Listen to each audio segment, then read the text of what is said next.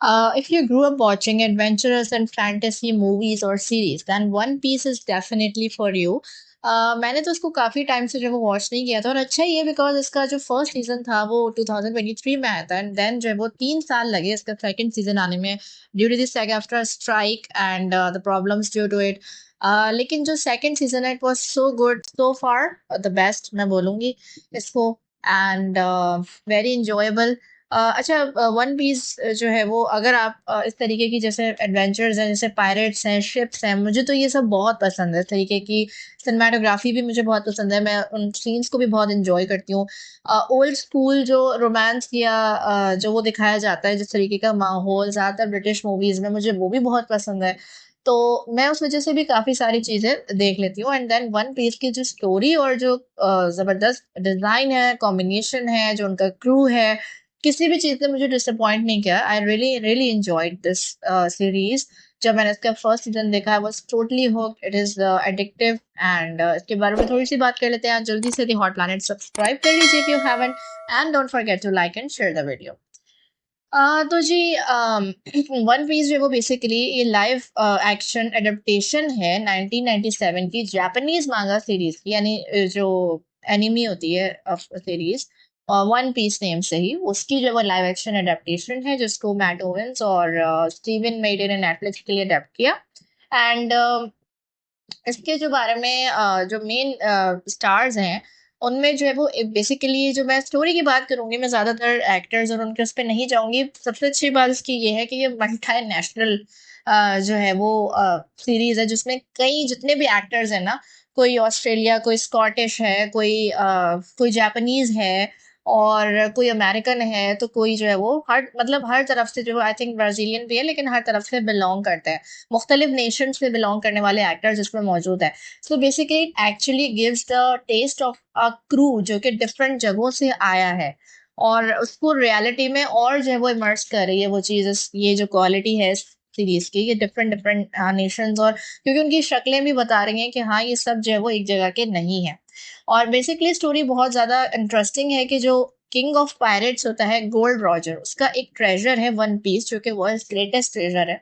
और वो किस जगह पे उसने छुपाया है, एक जगह है ग्रैंड लाइन जिसको, जहाँ पे जाके वो ट्रेजर आप जो हासिल करेगा ना, वो किंग ऑफ द पायरेट्स कहलाएगा।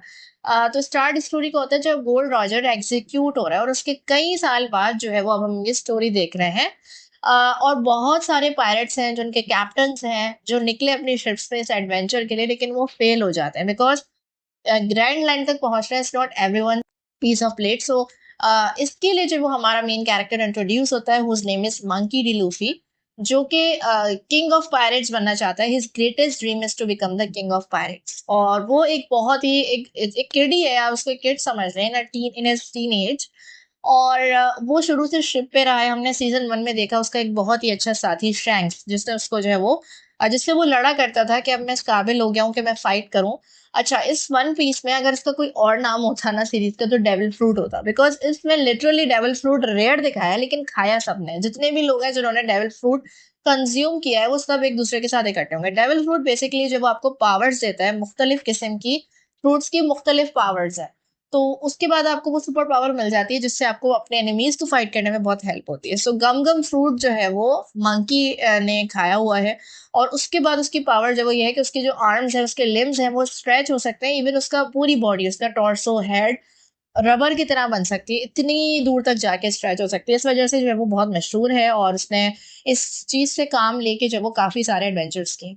और शुरू में जो कैप्टन अलवीडा होती है पायरेट्स की हेड कैप्टन, वहाँ पे एक लड़का काम करता था कोबी, जिसको जो है वो फ्री करवाया मंकी डी लूफी ने।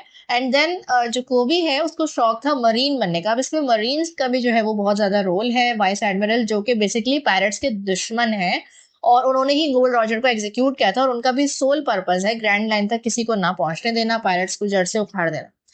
तो वो भी लेकिन अपनी ड्रीम का इजहार करता है कि वो मरीन बनना चाहता है, और यहाँ से जब वो फिर मंकी डी लूफी फाइनली उसको मरीन्स के पास पहुंचाता है, वो वहां पे भर्ती भी हो जाता है। और फिर जो उनका हेड होता है मरीन्स का, वाइस एडमिरल, वो बंदा जो है वो इसका अंकल निकल आता है, उसका ग्रैंडफादर है शायद। हाँ, तो इस तरह जो है वो अब ये है कि मंकी डी लूफी एक पायरेट है और उसका जो ग्रैंडफादर है वो वाइस एडमिरल है। That that combination was so striking. And आखिर में हमें पता चलता है, और अब मंकी डी लूफी बच के तो निकल जाता है, लेकिन उसका जो सोल पर्पस है वो ये है कि उसको एक शिप मिले, क्रू मिले, और वो ग्रैंड लाइन पे जर्नी के लिए निकल जाए और वन पीस हासिल करके किंग ऑफ द पायरेट्स बन जाए। सो ये स्टोरी है। यहाँ तक जो है वो आपका नॉन स्पॉइलर रिव्यू समझ लें, क्योंकि जो मैंने दिया है वो कैरेक्टर्स का इंट्रो दिया है। अभी स्टोरी के बारे में मैंने आपको एक ओवरव्यू दे दिया है। तो जो देखना चाहता है, जिन्होंने अभी तक नहीं देखा है और वो इस तरह की जॉनरा के फैन हैं, तो वो जरूर देखें, because you will not be disappointed. And actually the season 2 is also really good. मगर कुछ चीजें, अगर कोई वीकनेसेस हैं, तो वो भी मैं साथ में डिस्कस करूंगी अब उन लोगों के लिए जो देख चुके हैं। तो सबसे ज्यादा इंटरेस्टिंग पार्ट ये था कि जब वो अपना क्रू इकट्ठा करता है, और उसके लिए जो इतने सारे कैरेक्टर्स हैं, I really want to appreciate them, their acting, their performances are remarkable. हमने देखा सबसे पहले उसको जो है वो एक लड़की मिलती है, नामी। अच्छा, मैं ऑर्डरली नहीं बता रही कि उसको पहले कौन मिला, जो जो मुझे याद आता जा रहा है। लेकिन सबसे पहले उसको एक लड़की मिली थी जो कि नेविगेटर बनी, और दूसरा बेस्ट स्वॉर्ड्समैन। नामी जो है वो उसकी हमने देखा कि अच्छा, इसमें बहुत सीजन 1 बड़ा प्यारा था मैं कहूंगी, क्योंकि उसमें आप बैक स्टोरी भी बड़े प्यारे तरीके से देते जा रहे हो। तो नामी एक नेविगेटर है जो कि उनको बताती है रास्ता, नेविगेट करती है बहुत अच्छे तरीके से, मैप्स को पढ़ लेने की, समझ लेने की वो मास्टर है।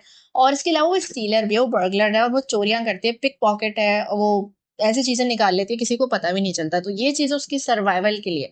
अच्छा, नामी का भी एक सीक्रेट था कि वो बेसिकली किसी और के लिए काम करती थी, जो ये बाद में पता चला, क्योंकि उसका एक विलेज था जिसको वो पायरेट से बचाना चाहती थी, जिसकी वजह से उसने उनसे डील कर ली थी, छोटी ही थी जब ही कर ली थी। और वो बहुत ही उसकी हार्ट ब्रेकिंग स्टोरी है, वेरी क्यूट बट इंडीड। और फिर मंकी डी लूफी उसको किस तरीके से निजात दिलाता है, तो सबने देखा हुआ है।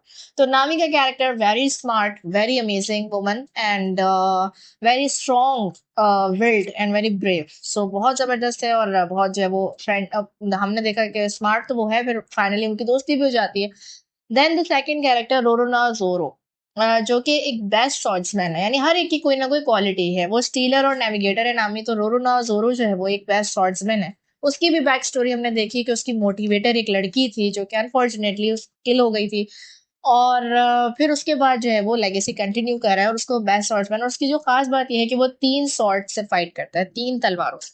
तो जो है वो, ये बड़ी इंटरेस्टिंग स्टोरी रही। और उसके बाद वो भी उसके क्रू में शामिल हो गया, कैसे हुआ ये भी सबने देखा हुआ होगा। लेकिन Roronoa Zoro the actor performing that character is really good in his role. जिस तरीके से वो, उसकी जो सीरियसनेस है, उसका प्रोफेशनलिज्म जो है ना, वो उसकी पावर है। और मंकी डी लूफी तो बहुत ही ज्यादा क्यूट सा कैरेक्टर है, जो बहुत नॉन सीरियस है, इमोशनल बहुत है, इम्पल्सिव बहुत है। तो एक चीज मुझे ये भी अच्छी लगती है कि जब भी आजकल जो सीरीज हैं, अगर उनमें किसी भी सुपर हीरो को, जो बेसिकली मेन कैरेक्टर है, उसके पास सुपर पावर है भी, तो भी वो उसकी वीकनेसेस दिखाते हैं, because no person on this earth is without any weakness, no one is perfect.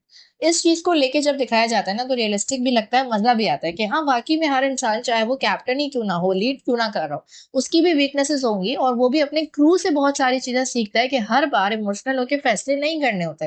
That's a really great thing कि आप एक सटनली ये बातें भी समझा रहे हो कि लीडर को भी बात चीजें अपने क्रू से सीखने की जरूरत होती है।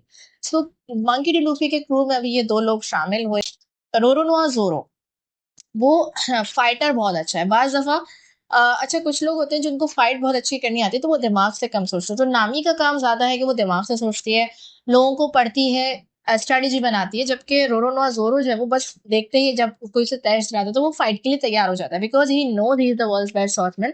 और सीजन 2 में जो उसकी फाइट थी ना बरोक पीपल से, जो बरोक वर्क्स और बरोक एक ग्रुप आ गया है, जो कि बड़े ही स्ट्रांग लोग हैं, बहुत खतरनाक लोग हैं, उनसे जो उसकी फाइट के सीन है ना, वो बहुत ज्यादा अमेजिंग है। वो मतलब एपिक सीन है कि जब उसको वो ताना देता है, दूसरा पायरेट जो था, I am not remembering his name, जिसको मारना उसका ड्रीम है, रोरोनोआ जोरो का।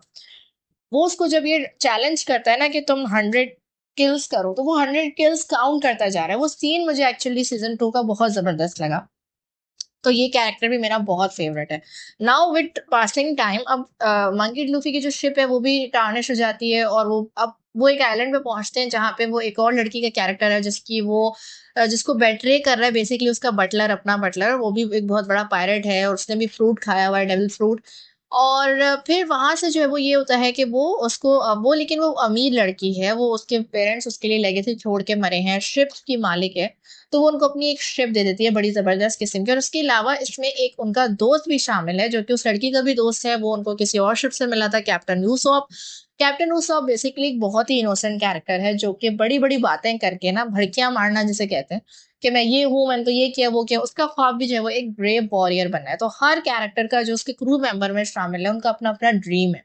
तो यूसुफ का कैरेक्टर भी मुझे बहुत ज़बरदस्त लगा, बहुत इनोसेंट है, उसकी भी स्टोरी बहुत हार्ट ब्रेकिंग है बचपन में, जब उसकी माँ की डेथ हुई थी and then he is working और अब वो एक ब्रेव वॉरियर बनना चाहता है, तो वो कैप्टन भी बनना चाहता है मंकी डी. लूफी की जगह। लेकिन ये है कि वो सब एक-दूसरे से उनके दरमियान कोई जेलसी नहीं है, बहुत प्यार है। Now next character is Sanchi, जो कि एक शेफ है। तो अब एक शेफ की जरूरत भी थी उनको, जिसके लिए वो एक आइलैंड पे रुकते हैं, वहां पे डिनर करते हैं। और फिर वहां पे जो सांची की भी स्टोरी बड़ी वो थी, जब वो छोटा था, तो वो जो हेड शेफ है उससे वो कैसे मिला था, मुझे वो स्टोरी भी बड़ी पसंद आई। सांची की बैक स्टोरी, चाइल्डहुड स्टोरी मुझे बहुत पसंद आई, आई रियली लाइक इट।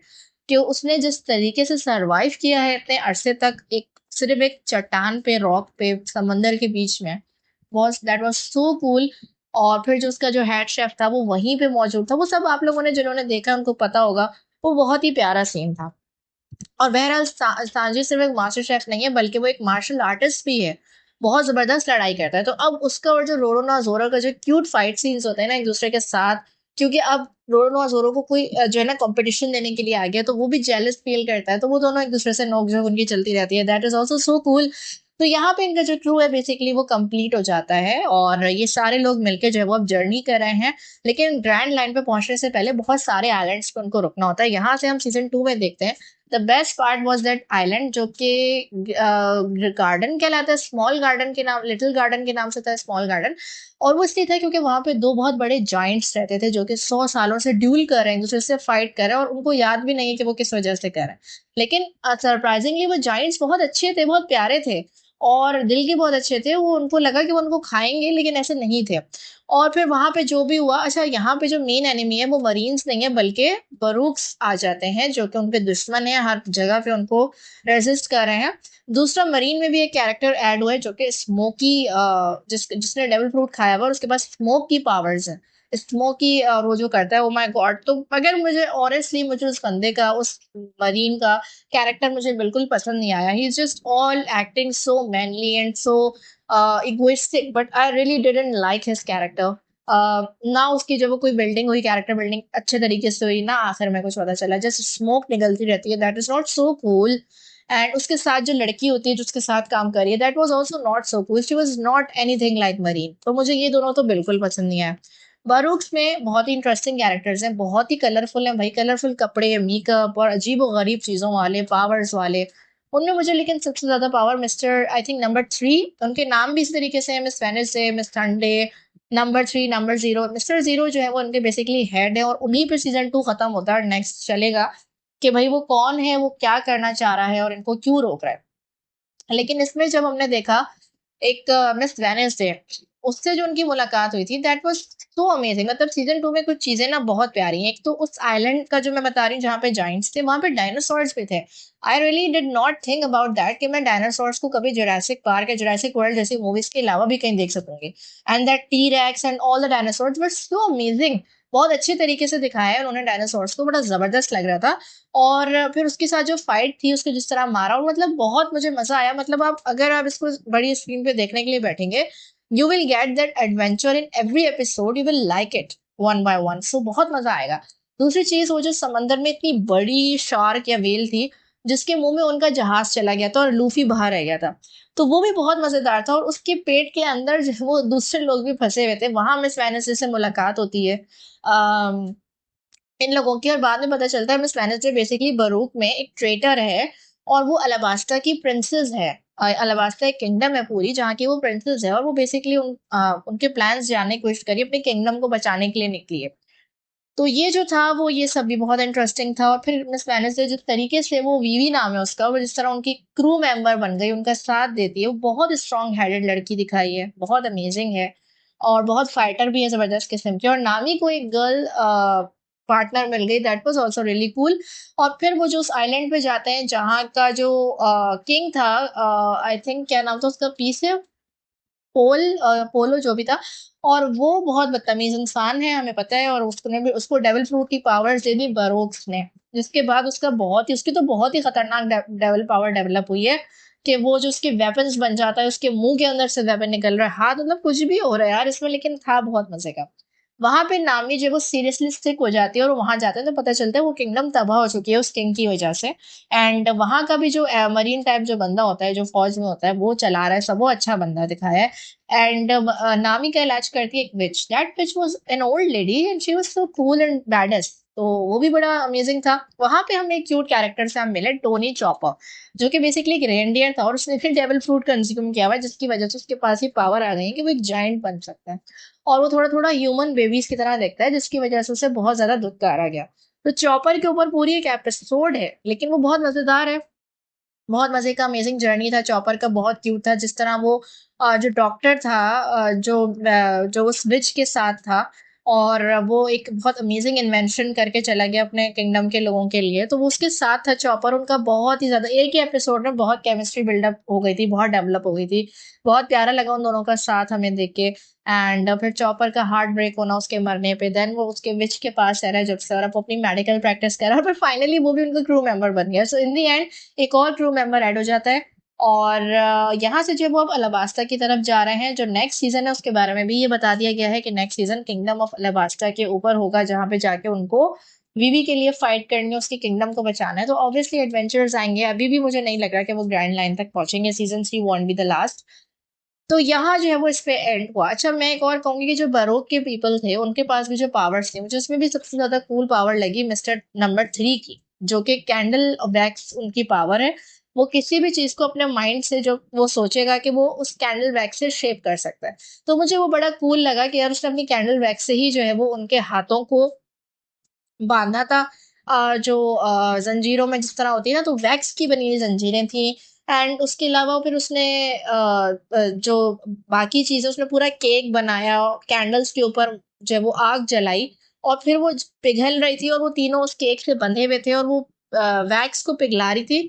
तो वो पूरा जो है वो उसके अंदर पैक होने वाले थे इस तरह, मतलब ये बड़ा यूनिक और टॉर्चरस किलिंग स्टाइल है, लेकिन कूल लगा मुझे उनकी ये पावर, मुझे बड़ी कूल लगी ना, कि वो जो चाहे अपनी इस कैंडल वैक्स पावर से शेप कर सकता है। जायंट को भी उसने उसी में वो कर दिया था, और जायंट्स का भी आखिर में हैप्पी रियूनियन हो गया। तो बेसिकली ये एक सैड स्टोरी नहीं है, इसमें ज्यादातर जो है ना वो हैप्पी ही होता है। बस वीवी के जो फादर फिगर टाइप अंकल थे, वो बेचारे मारे गए। लेकिन वैसे जो है ना वो बहुत ज्यादा जबरदस्त सीरीज है, आपको एंजॉय भी कराएगी, wholesome moments, heart felt moments आपको मिलेंगे, इमोशनल भी करेगी, फनी बहुत है, कॉमेडी के लिए बहुत ज्यादा अप्रेज है ये वाली सीरीज, आपको कॉमेडी बहुत मजेदार करते हैं होती है। उनकी जो नोक झोंक है, क्रू मेंबर्स की केमिस्ट्री एक दूसरे के साथ बड़ी जबरदस्त है, उनकी फ्रेंडशिप बहुत जबरदस्त है। And I think something is romantic between Sanchi and नामी। एंड आई रियली विश, मुझे लगा था पहले जोरो और नामी के दरमियान कुछ होगा, लेकिन ये इन दोनों के दरमियान था। बहरहाल ये भी मुझे बहुत क्यूट लगा, प्यारा लगा। और मुझे ऐसा फील होता है कि हमने एक सीन ये भी देखा कि गोल्ड रॉजर जब कैद में था, तो उस वक्त भी जो है वो ये वाइस एडमिरल गार्प नाम है उसका शायद, जो कि ग्रैंड फादर है लूफी का, उसने उससे बोला था कि तुम लूफी का ख्याल, तुम मेरे बेटे का या मेरे ग्रैंड सन का ख्याल रखना। तो मुझे लग रहा है Luffy actually belongs to him, क्योंकि वो भी पायरेट था और इसके अंदर भी पायरेट के जज्बात हैं। तो एक मरीन उसका ग्रैंडफादर कैसे हो सकता है? मुझे लग रहा है कि वो होगा उस वक्त एक छोटा बच्चा, जिसको फिर उसके कहने पे, गोल्ड रॉजर के कहने पे, उसकी बात की रिस्पेक्ट करते हुए जो वाइस एडमिरल है उस बच्चे को अपने पास लाया। और हमने ये सीजन 1 में देखा है कि वो उसे रोकने की बहुत कोशिश करता था, तुम एक पायलट नहीं बनोगे, पर वो लड़ लड़ के बना और चला गया अपने जर्नी पे।